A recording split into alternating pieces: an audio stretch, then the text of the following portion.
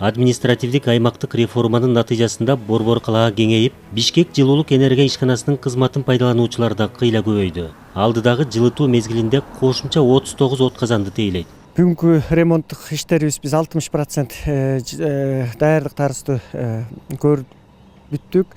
Азыр бизге быйылкы жылы 3000 тонна көмүр керектелип атат. 3000 тонна көмүрдү дагы Бишкек шаарынын Агулак разрези менен түзүлүп, бизге ошол ошактан көмүр келип түшөт. Газпром менен договорлорубуз бар, алар баардыгын кылып атат. Атак электр энергия болгон школ садиктерибиз бар, аларды дагы бүт иштерин жүргүзүп атабыз. Эң ири отканалардын бири Жал Кичи районунда жайгашкан. Бул оңдолгон объекттердин катарында. Микрорайон Жалда 8404 абонент бар. 160тан ашык объект бар бизде. Ошонун ичинен бир больница, 2 школ, 1 садик, дагы 2 частный мектеп бар.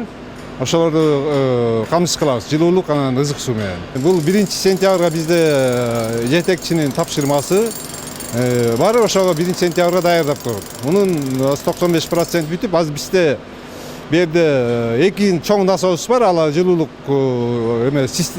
тармагына бере турган.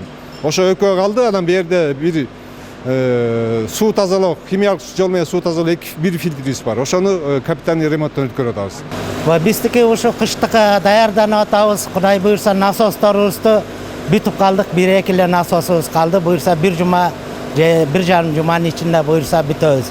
Теплообменниктердин задвижкаларды котордук. Быйыл кичине жаңыланып келди, жасап атабыз баардыгын. Кудай буйрса ошо даярданып атабыз.